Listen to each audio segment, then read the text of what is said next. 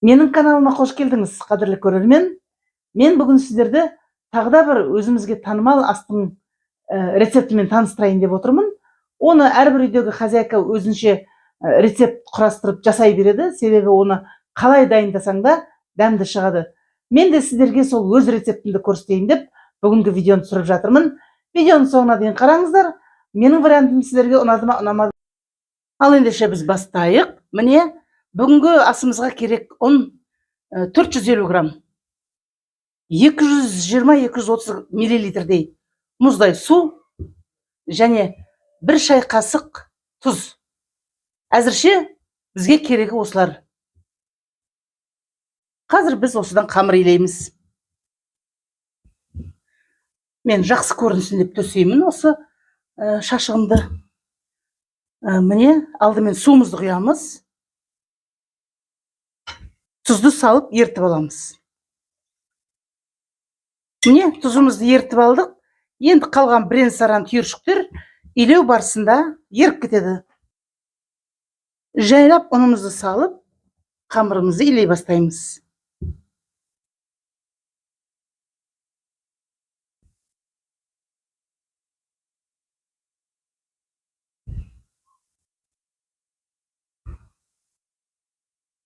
Қалған түгел салып жібердім.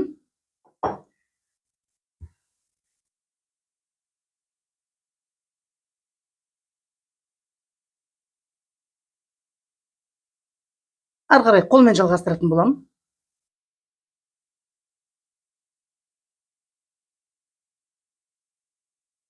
Мен бір ас қасықтай су қосамын, себебі менің ұныма сәл жетіңкіремей қалған сияқты. Міне. Өте қатты болған керек жоқ. Осылай қалған түгел ұнның бәрін сіңіріп алсын деп, мен бір ас қасық су қостым, бір ас қасық. Қалғанын осылай илеп отырып, бәрін басын біріктіріп аламыз.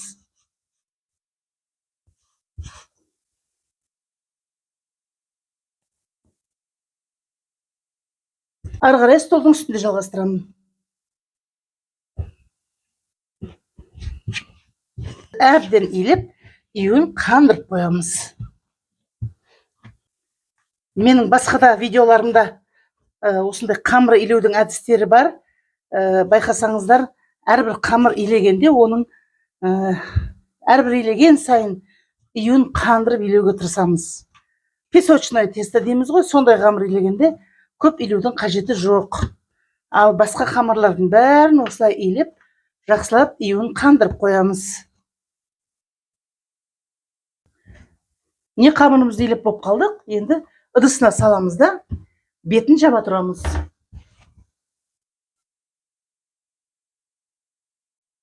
Ендігі істейтін тірлігіміз салмасын дайындайтын боламыз. Ол үшін бізге мына ет керек. Қандай ет болса өзіңіз білесіз. Өзіңіз қолыңызда қандай ет бар, немесе сүйікті еттеріңіз. Мына жерде мен қойдың етін алдым. 400-450 грамм, 430 граммдай менде мына жерде. Жеткілікті, 400 граммда жеткілікті. Және міне 100-120 граммдай құйрық болса болады, қойдың құйрығы. Менде 120 граммдай шықты. 2 бас пияз, 2 дана картоп. Көбірек қосам десеңіз, енді өзіңіз білесіз. Мен осылармен ғана азғантай шағын ас дайындайын дедім. Және олардың жақсы араласуы үшін, дәмі үшін, міне осындай сұйық 4-5 қасық, ас қасықпен. Алдымен 2 дана пиязымызды турап дайындап аламыз.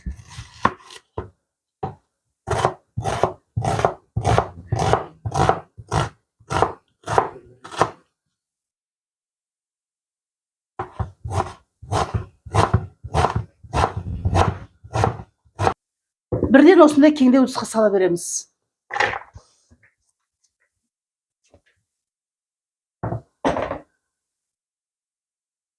Екінші пиязымызды турап алдық.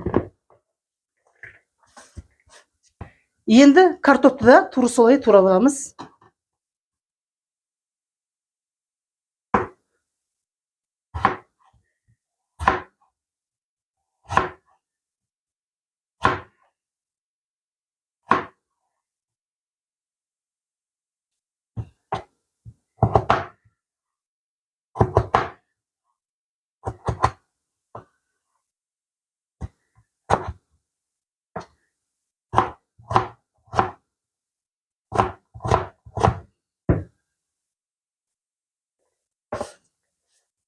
Екінші картопты да солай турап аламыз.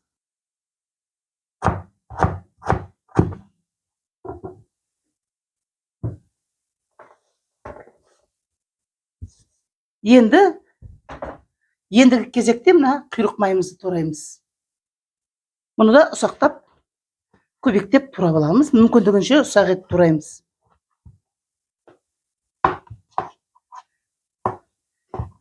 Тағы бір ескертетін жағдай, бұл етте құйрық та кішкене тұздалған. Мен жақсылап суға салып, кішкене жібітіп, тұзын кетіріп алдым.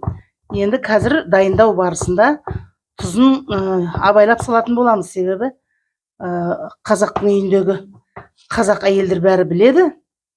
Мұндай тұздалғанда нәрсе еттен жасағанда тұзы ашып кетуі мүмкін. Сондықтан мұның нормасы кішкене бөлектеу болады тұздың.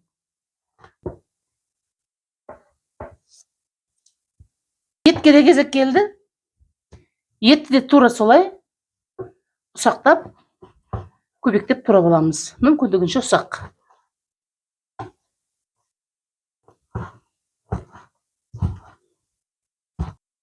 Міне етімізді де турап алдық. Бәрін қосып қоямыз. Енді жаңағы дайындап қойған сұйық майымыз бар. Сұйық майымызды құйып жібереміз.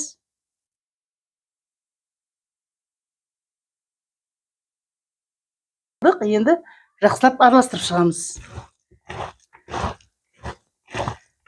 Әзірше тұз қоспаймыз.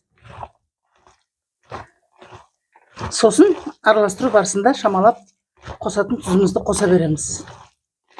Осындай шай қасықпен бір шай қасық қосамыз. Қарабұрыш бір шай қасық осындай, міне. Міне мен салмама осы 3 дәмдеуішті қосамын тағы да. Мынау кориандр үгітілген, мынау ашық қызыл бұрыш, ал мынау үгітілген зира.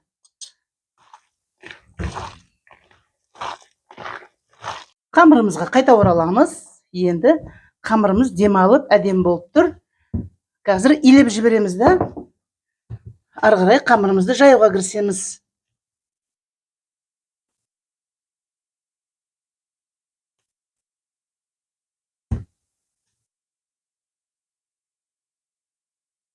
Қамырымыз қаттылау болған, қазір тұрып демін алғасын, уже кішкене жұмсарды.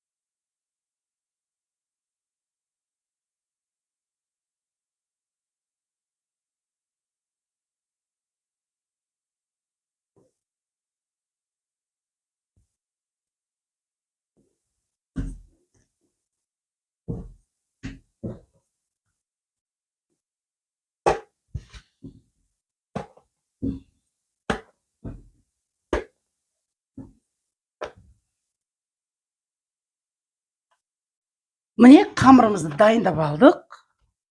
Кесіп осындай квадраттарға. Салмамыз дайын. Енді мантымызды түйіп шығамыз. Ол үшін осындай біреуін аламыз да. жаңағы дайын тұрған салмамыздан былай бір қасығын саламыз. Қатты толтырып салудың да қажеті жоқ. Енді молырақ салсаңыз жақсы болады. Сосын осылай екіге бүктейміз да, шетінен осылай кезек-кезек екі жағын алып отырып, ортасына дейін түйіп шығамыз. Және екінші бетінен де тура солай. Ортасында осындай кішкентай ғана тесік қалдырамыз. Байқадыңыздар ма? Міне, тағы біреуін көрсетейін.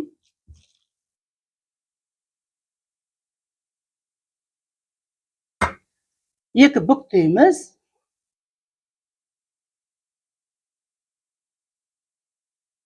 Асықпаймыз. Ортасына дейін әкелеміз. Міне, енді екінші шетінен. Міне, кішкентай ғана тесік қалды. Табанын майлап қоямыз.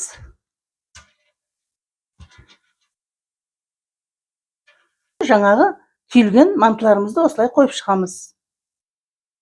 Арасын қашық-қашық қоямыз. Міне осылай бәрін түйіп осыған жайғастырамыз.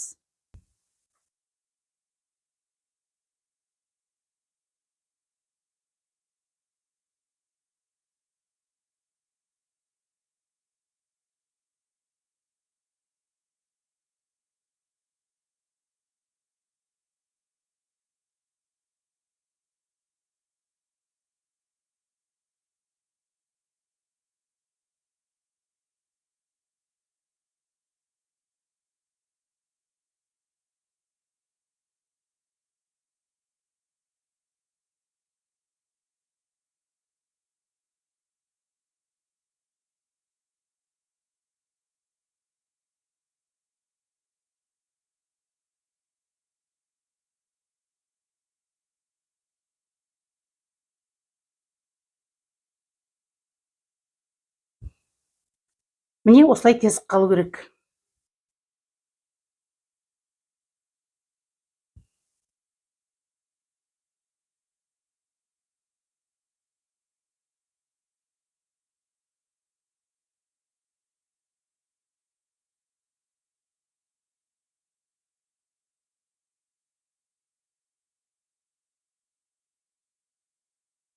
Міне осылай арасын ашық-ашық етіп қоямыз да, қайнап тұрған мантоварканың қазанына қоямыз.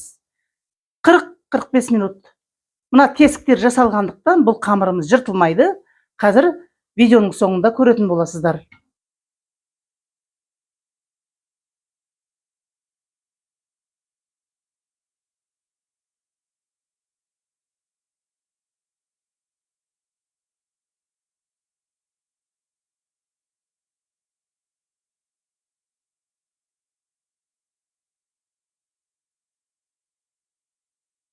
Міне мантыларымыз асты да жыртылмаған, үсі де жыртылмаған, тесік қалдырғанның арқасында осындай әдемі, аромат иісі аңқыған осындай мантыларымыз дайын болды.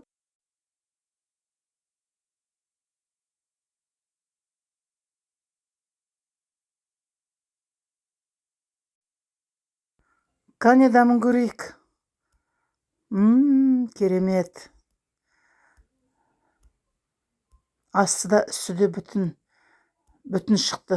Арасын көрейік қалай шықты екен. Уылжып тұр. Сөлі ағып. Иісі деген керемет. Тәбетіңді ашады. Не сіздер де пісіріп тұрыңыздар осындай уылжыған манты? Картошкасының бары білінбейді де. Аз ғана картоп. Өте дәмді, керемет шықты. Ас болсын. Немерелерім асыға күтіп отыр. Оларды да шақырайын.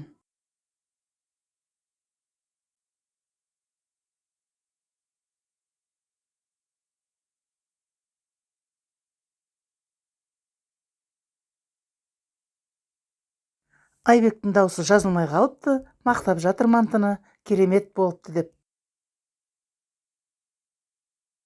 Ас болсын. Сіздер де осылай пісіріп жеп тұрыңыздар. Рецепт керемет шықты.